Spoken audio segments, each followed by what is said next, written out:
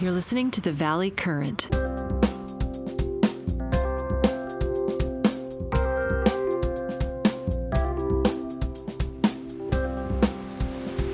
Hey, Mark. Hey, Jack. How you doing? Doing well. How about yourself?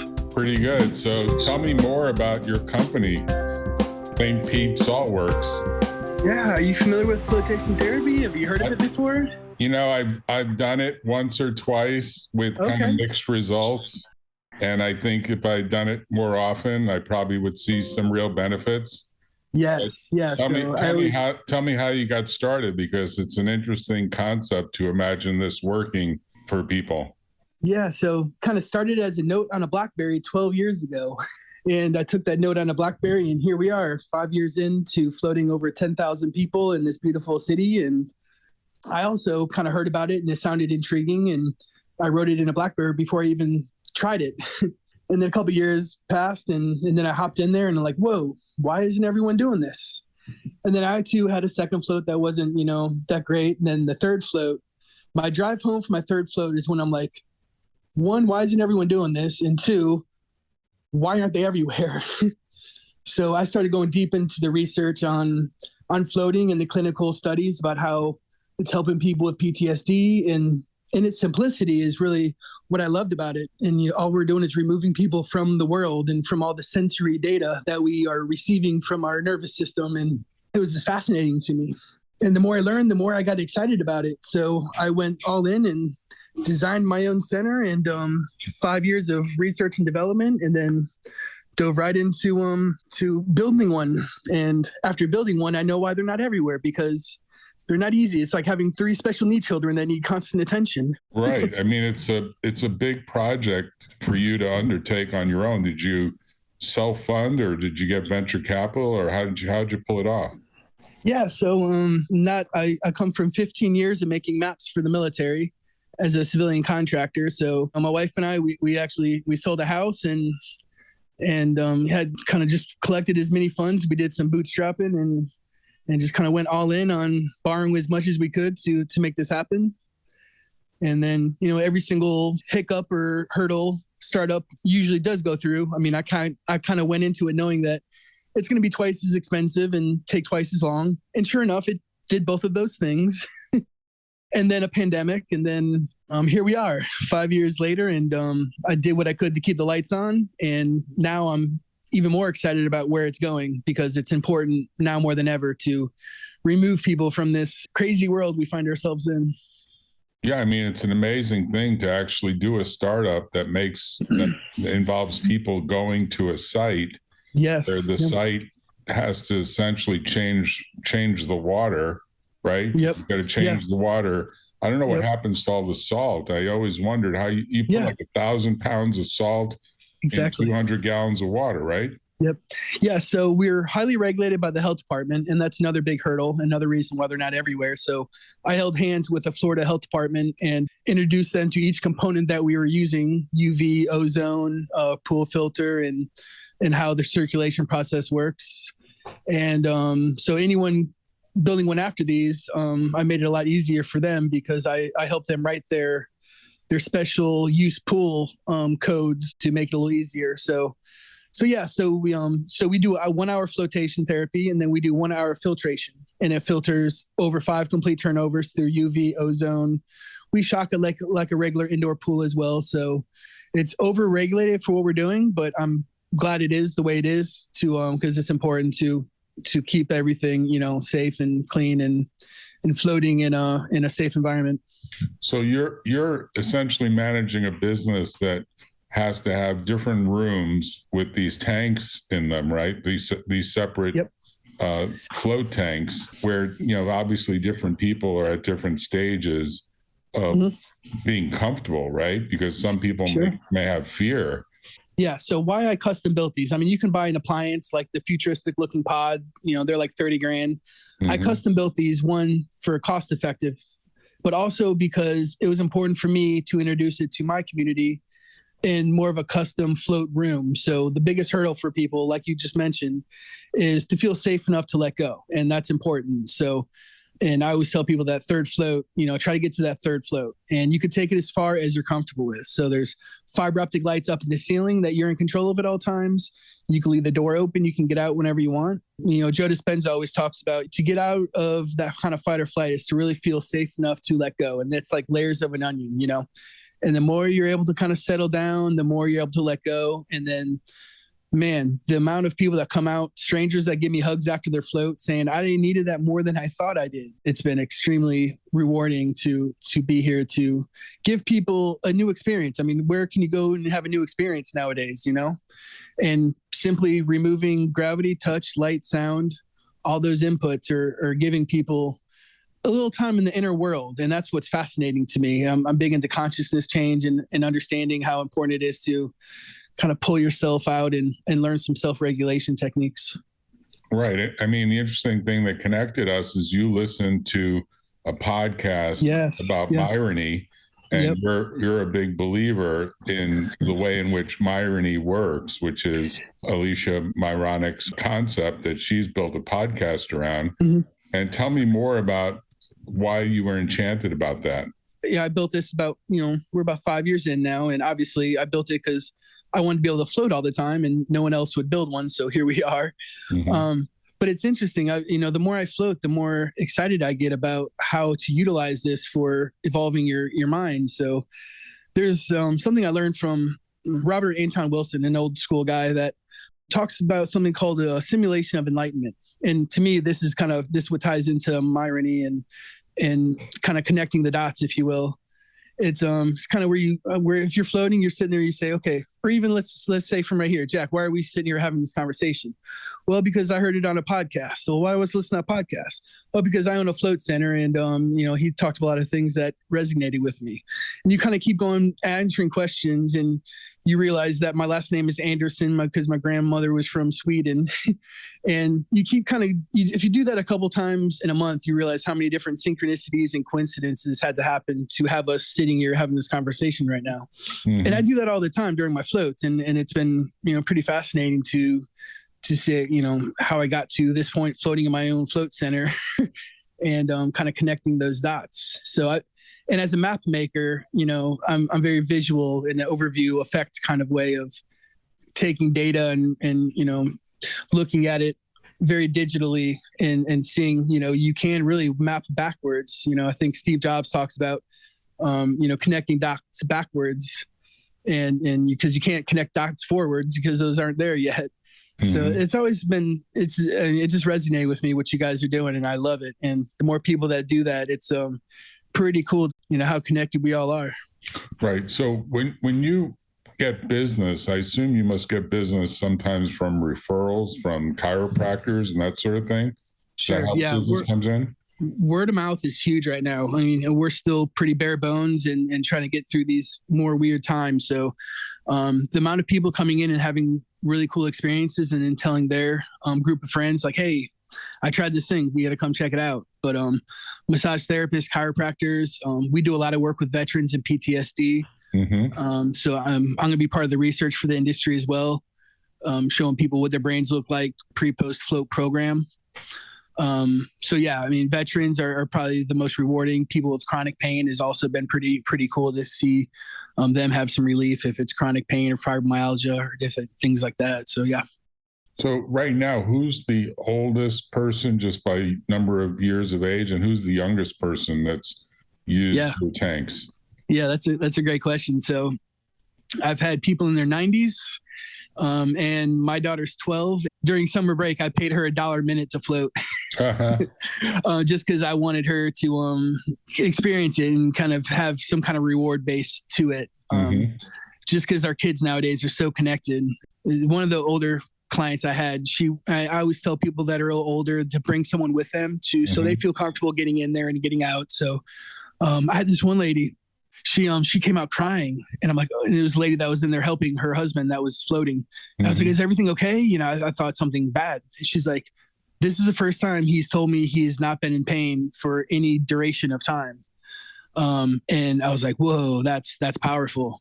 Right. So, once people are able to let go enough and realize that you're removing all of those inputs to the nervous system. Pain is one of those inputs as well. So there's a lot that happens in there. There's a lot that happens in the void. Do you pipe music in for people, or they bring their own music, or is it just completely silent?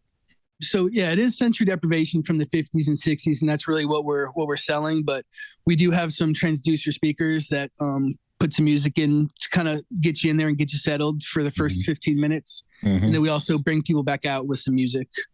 I'm also working on a float program with bone induction headphones, so you can still have your earplugs in. They're waterproof. Are you familiar with bone induction headphones? Right. Yeah, so it sounds amazing, and I'm still fascinated by the technology of them. But yeah, so to guide people during their floats as well, if it's a breathing program or if it's a guided float.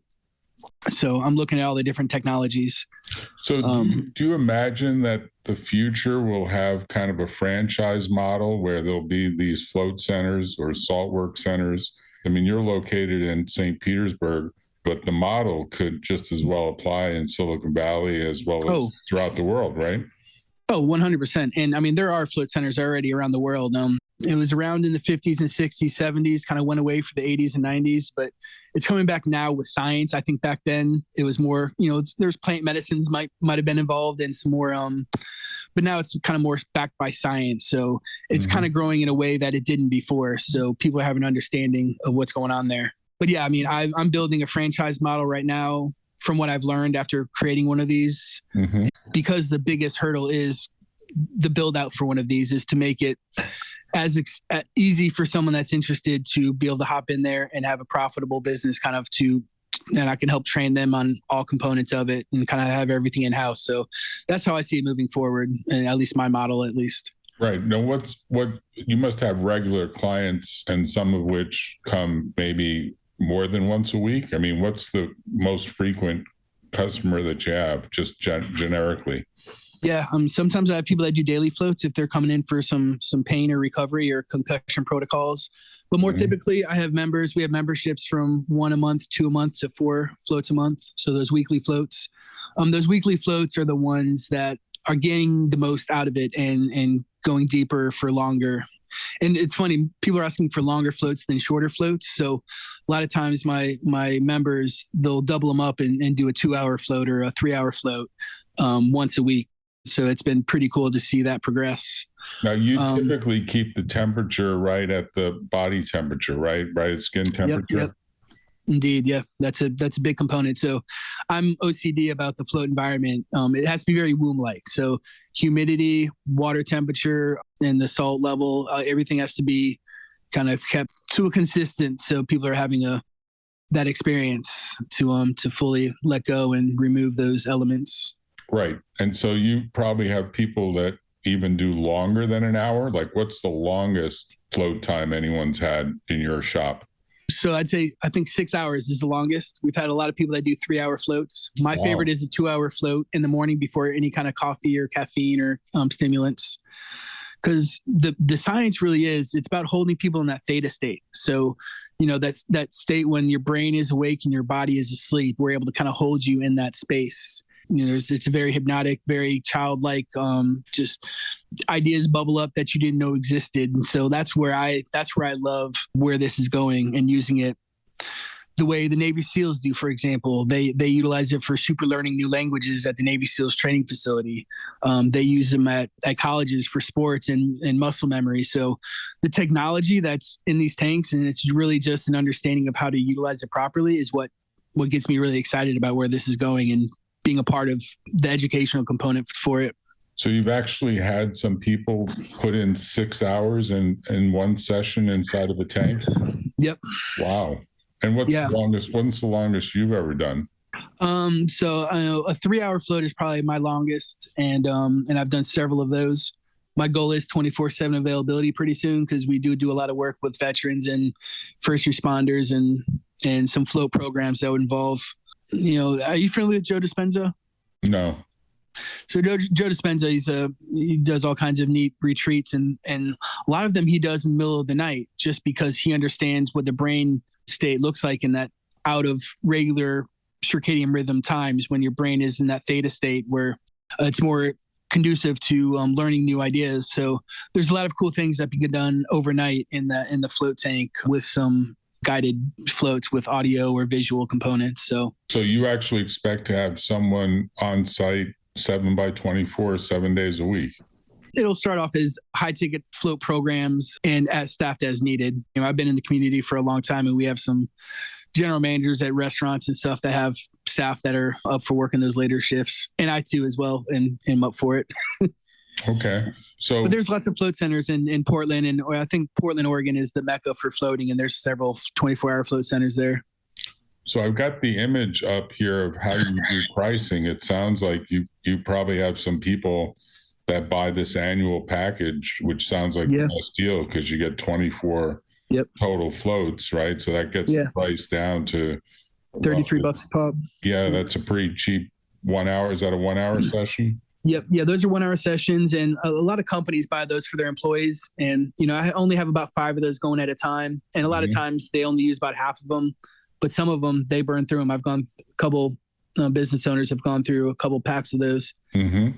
Yep. So the goal is obviously, like any business, you want to get as many subscribers. Like a yoga business obviously would rather have an annual commitment from people with sort of almost an all you can eat model, right? That's yoga centers is sort of a similar idea, but this requires a lot more work on your part, doesn't it?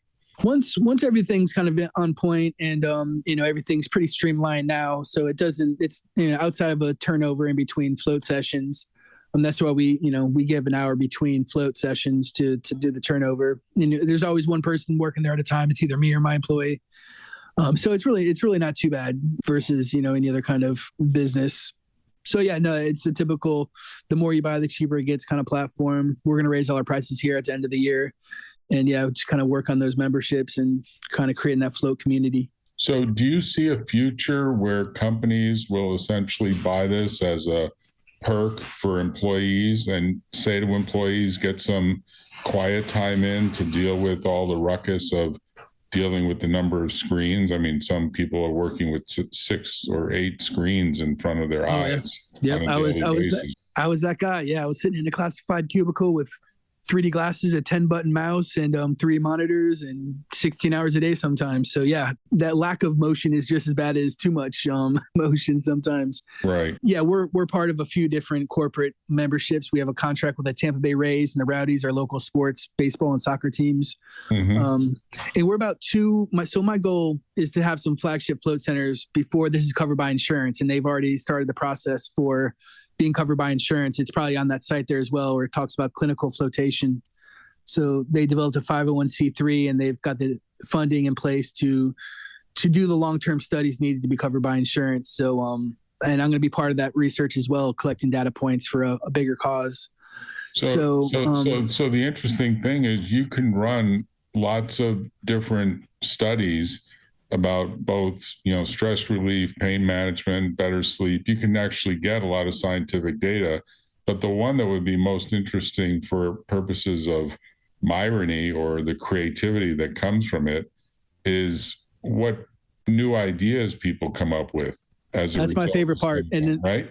Yep. It's not even listed on there because as a business, and those are the 3 that are listed are the ones that people are most likely to search, but it's the people that are seeking me out for consciousness change, it's the yoga people that have an understanding of the ancient or the older technologies, that come in with breath work techniques. Those are the ones that are really having some amazing foundational, just they're building on something bigger, and they're going deeper for longer. And I am as well. So that's the technology of the inner brain and the inner mind that I'm excited about evolving, if that makes sense.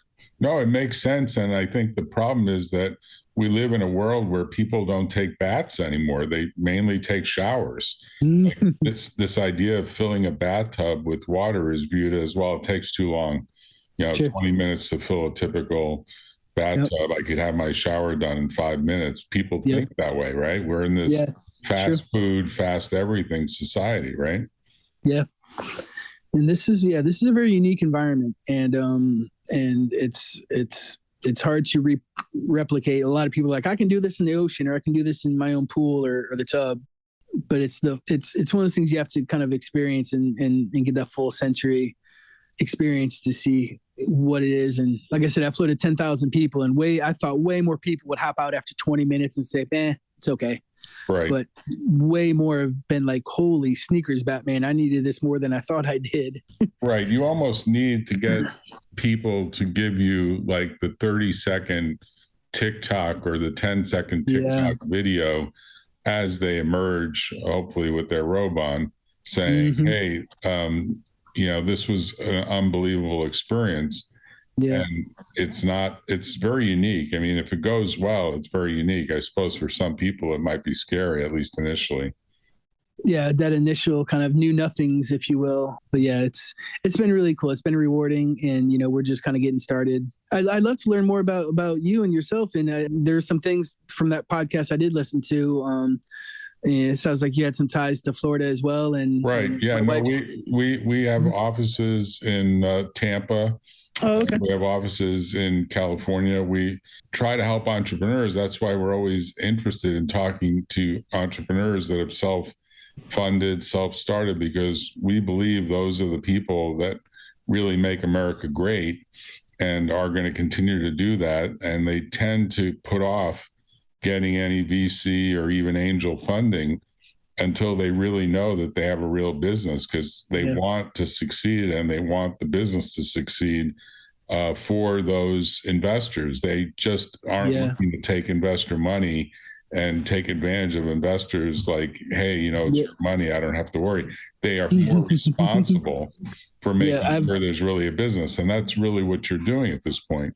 Yeah, I love that understanding. And I have all the gray hairs to prove this was this is a passion project, and it's fueled from a different source. It's not like, hey, this might work and here's a pitch deck and let's borrow a bunch of money and shoot for the stars. Yeah, this is a well thought out and lots of sacrifice and risk, obviously, that I've taken on. But you said it perfectly.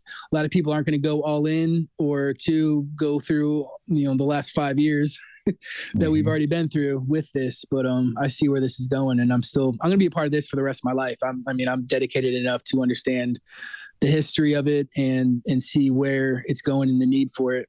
Yeah, you're all in. So tell people, I've got the map up of where you're located, but tell people how they best schedule. It sounds like you have a request form that they could fill out, and you can get them scheduled, right?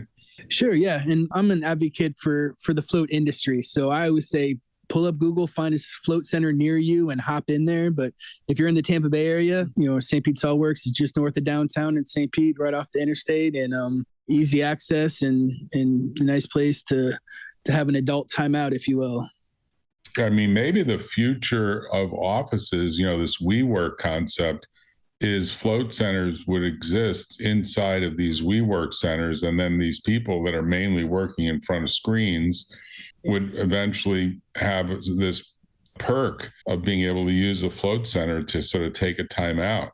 Maybe that's the model that will eventually work inside of big office buildings. Yeah, it's interesting. So in my lobby right now, I have something called the nap pod. So I called this guy up. He had a business that didn't make it through the pandemic, and it's this crazy looking spaceship looking chair, and it's called the nap pod. And they have them at Google, and I think Apple might have had them in their in Apple Park, or just big corporations that have employee wellness. So you can go take a power nap on the clock. It's a place to give yourself a little bit of privacy and take a 20-minute power nap, because there's a lot of research into how powerful that is. The understanding of taking that time out is huge. So floating, I think, fits into a bigger thing. I like to see these innovation districts for helping people take ideas to actionable items. It's the Tampa Bay Innovation District that they're building in downtown St. Pete. I want one of these in there, and I'm talking to the people involved to make that happen. So this is such a cool way to evolve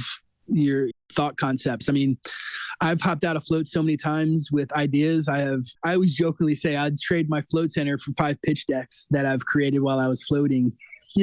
I didn't know I was a subdivision designer, but apparently I am, because I've designed subdivisions with lazy rivers running through them with shipping containers. And it's amazing what bubbles up when you kind of get out of your get out of your own way. Right. I mean, I think that is part of the future of what will be the reason for having offices, which is to have shared facilities like this, whether you Very call true. it a creativity room or you call it a...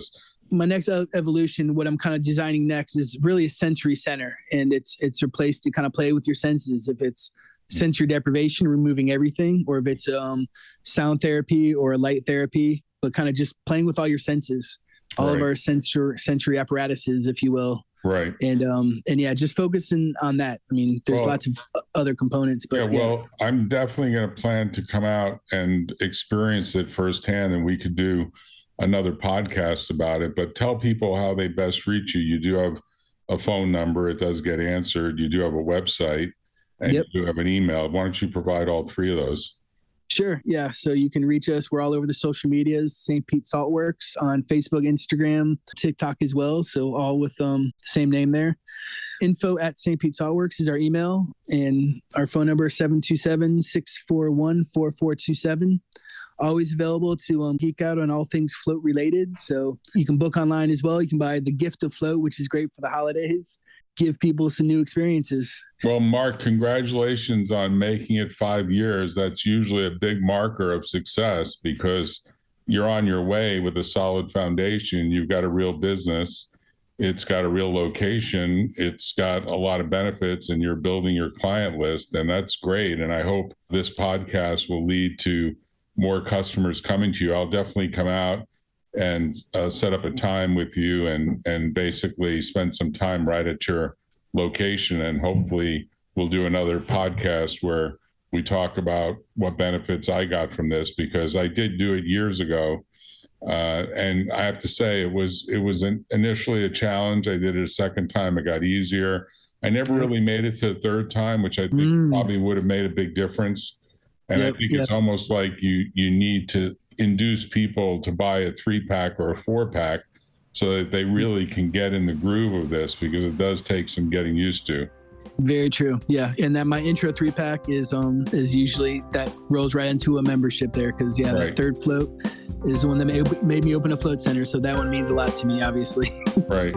Hey, thanks, Mark. Thanks for spending time. I'll send you the links and you'll be able to use this on your website. Likewise, man. I appreciate your time. You take care. Bye-bye. All right.